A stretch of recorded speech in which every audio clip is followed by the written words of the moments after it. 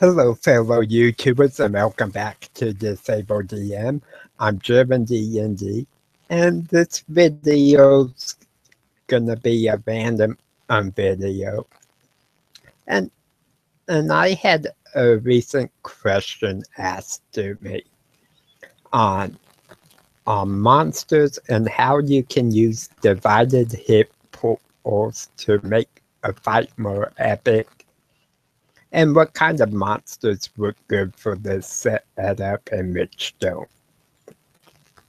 So let's begin with the concept of what monsters work for this.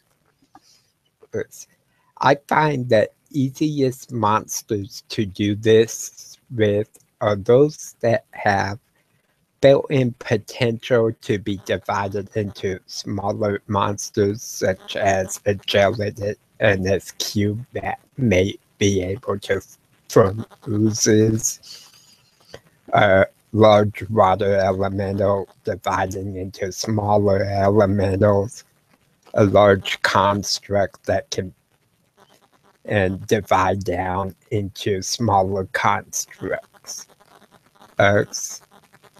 Also, some that work really well are monsters that have the ability to shift the forms, or those that go into some kind of berserk rage, such as an orc, or a werewolf, or these kind of things.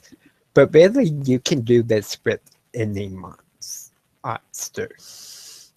And the trick to doing this is there has to be something you provide in the description that shows us that a change is occurring. It could be as simple as a monster that rides a mount, and you have the mount die, and then the monster has to fight from the ground for it. Now, kind of the way this works, at least when I use it, if I'm taking two monsters and gonna combine it into one, such as a gelatinous cube and oozes, I take the HP for the gelatinous cube when it's in its full form.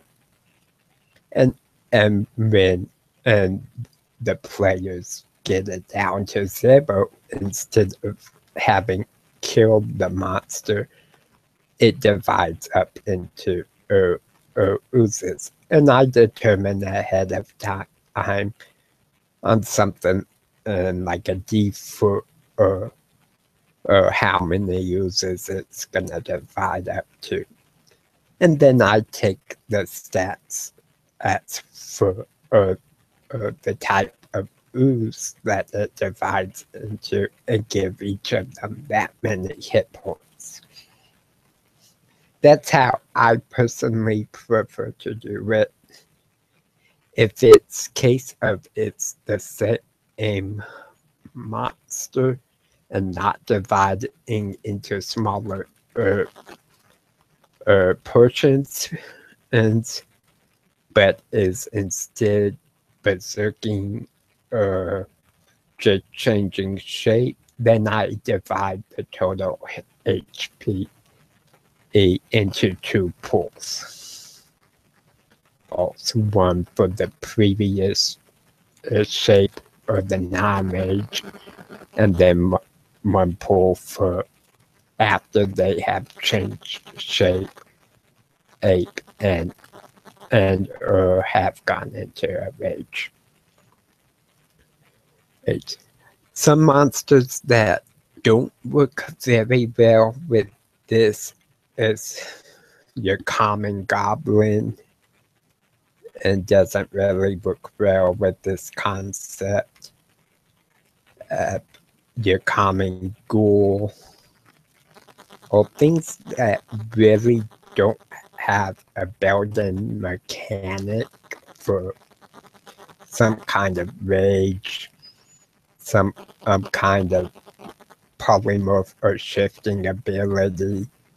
It really can't be divided down, such as a living creature. But, so that's kind of how I do it. It's always a lot of fun to watch a player and character's reaction to, oh, we think we killed the egg bad monster, and then all of a sudden they have less runs to deal with. So this is kind of my angle on that. There's obviously many ways of doing it, but for me it's a really simple approach. If it breaks down into smaller pieces or monsters, you take the stat of that monster or stray out of the monster manual, the beast compendium, whatever resource you're using to determine the stats in the first place. If it's a polymorph or raid situation, you divide the total hit points into how many phases forms it takes. So why can this be a useful tool? Oh, well, for one, it adds different phases to a fight, which can make combat feel more epic.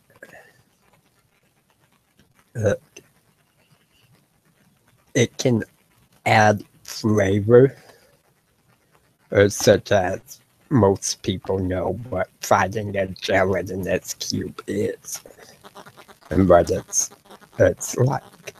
But to have one actually divide up into oozes is something unexpected usually. So this is a good thing to often do.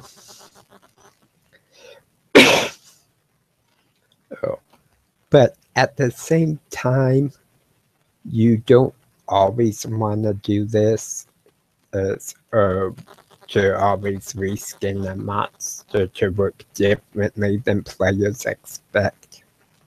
It's okay to do sometimes, but if you do it too often, players will get frustrated in not knowing how to handle all the situation.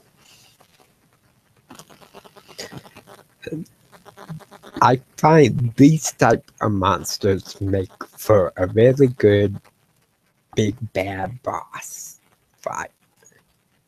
I thinking in MMO terms, it's kind of that you fought your way past a cave full of goblins, and the leader is a goblin chieftain who has the ability to reach.